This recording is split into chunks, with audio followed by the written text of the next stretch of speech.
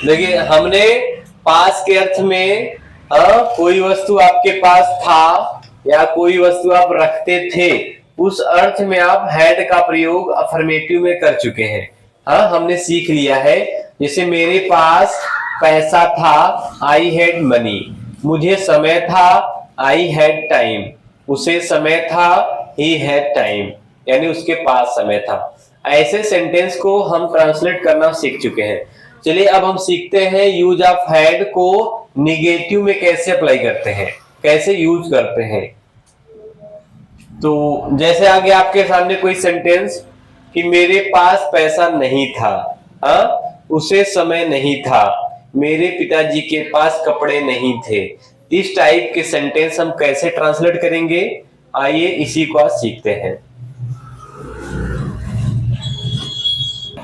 हम इस सेंटेंस को ट्रांसलेट करने के लिए आपको दो स्ट्रक्चर देंगे। एक स्टैंडर्ड है और एक स्पोकन इंग्लिश में ज्यादा प्रयोग होता है। दोनों प्रयोग कर सकते हैं। पहले स्टैंडर्ड स्ट्रक्चर क्या होगा उसको देखते हैं। तो सबसे पहले यूज करेंगे सब्जेक्ट, उसके बाद यूज करेंगे हम डिड, उसके बाद यूज करेंगे नॉट। ठीक, और डिड नॉट को आप शॉर्ट फॉर्म में क्या कह सकते हैं, डिडंट। क्या कहें बेटा, डिडंट। उसके बाद पास के अर्थ में आप हैव का प्रयोग करेंगे। ठीक है, हाँ, अब जो है हैव मेन वर्ब की तरह काम करेगा, तो पास के अर्थ में आपका हैव लगेगा। और था थी थे का अर्थ दिखाने के लिए पास्ट इंडेफिनिट की हेल्पिंग वर्ड डिड लगेगी। ठीक है, हाँ। उसके बाद यूज करेंगे नाउन या फिर ऑब्जेक्ट, फुल स्टॉप। ये तो हो गया स्टैंडर्ड स्ट्रक्चर। एक तरीका और है ट्रांसलेट करने का, वो है दूसरा आपका subject plus had plus not, उसके बाद नाउन या ऑब्जेक्ट। ठीक है, तो देखिए सब्जेक्ट हैड नॉट नहीं शब्द के लिए, फिर नाउन या ऑब्जेक्ट फुल स्टॉप। यहाँ जो हैड है, यहाँ पर हैड जो है मेन वर्ब की तरह प्रयोग किया जा रहा है, helping verb plus main verb दोनों की तरह। तो आप जो है यहाँ पर डिड नॉट का प्रयोग न करके आप हैड नॉट का प्रयोग कर सकते हैं। हैड नॉट को आप शॉर्ट फॉर्म में हैडंट कहेंगे। क्या कहेंगे, hadn't. Subject hadn't plus noun या ऑब्जेक्ट फुल स्टॉप, यानी दो स्ट्रक्चर आपको दिए जा रहे हैं। ठीक है, हाँ, दोनों प्रयोग कर सकते हैं। इसका प्रयोग आप स्पोकन में यानी इंग्लिश स्पोकन में इसका प्रयोग ज्यादा होता है, और राइटिंग प्लस स्पोकन दोनों में यूज कर सकते हैं। ये स्टैंडर्ड स्ट्रक्चर है ऊपर वाला। ठीक है, नीचे वाला जो है कोलोक्वियल है, यानी बोलचाल की भाषा में यूज किया जा सकता है। ठीक है, करें कि मेरे पास पैसा था। यह कैसा सेंटेंस है, पास के अर्थ में यह अफर्मेटिव सेंटेंस है। तो आप सीधा सीधा करेंगे, क्या जाएगा,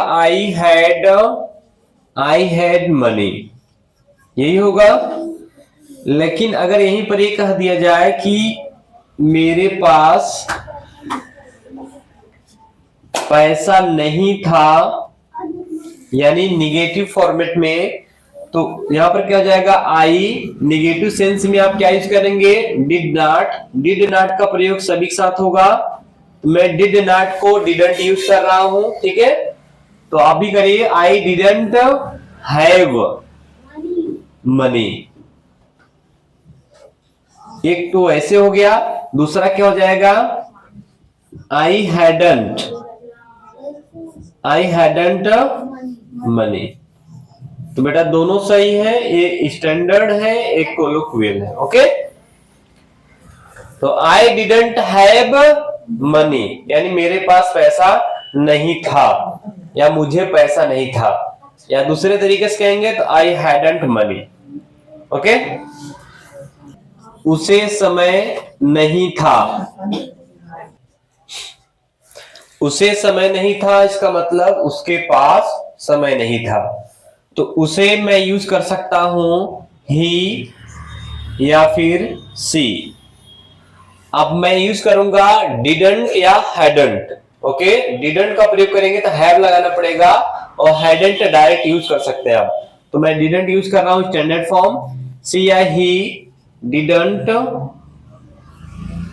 हैव टाइम। ओके, हाँ, अगर उसको यूज करेंगे आप तो ही या सी हैड नो टाइम, ऐसे भी यूज कर सकते हैं, हैडंट टाइम। तो ही हैड नो टाइम, उसे समय नहीं था, उसके पास समय नहीं था। ठीक है, तो देखिए इसका ट्रांसलेशन क्या होगा। कविता के पास हरा रंग नहीं था। किसके पास नहीं था बोलिए तो?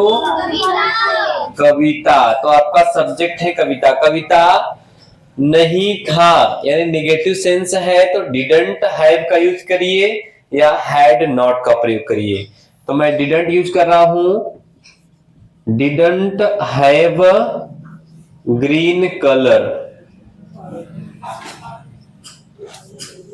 ओके बेटा, कविता डिडंट हैव ग्रीन कलर, कविता को हरा रंग नहीं था यानी कविता के पास हरा रंग नहीं था। ठीक है, मेरे पास काली कलमें नहीं थी। I didn't black pens. Very good, शाबाश। जब मेहनत करो, मेहनत करने से होगा। मैं बार बार आपको कह रहा हूं कि वक्त पर पसीना बहा लो वरना आंसू बहाना पड़ेगा। आई डिडंट ब्लैक पेन्स, यही सबका होना चाहिए। Yes sir. चलिए।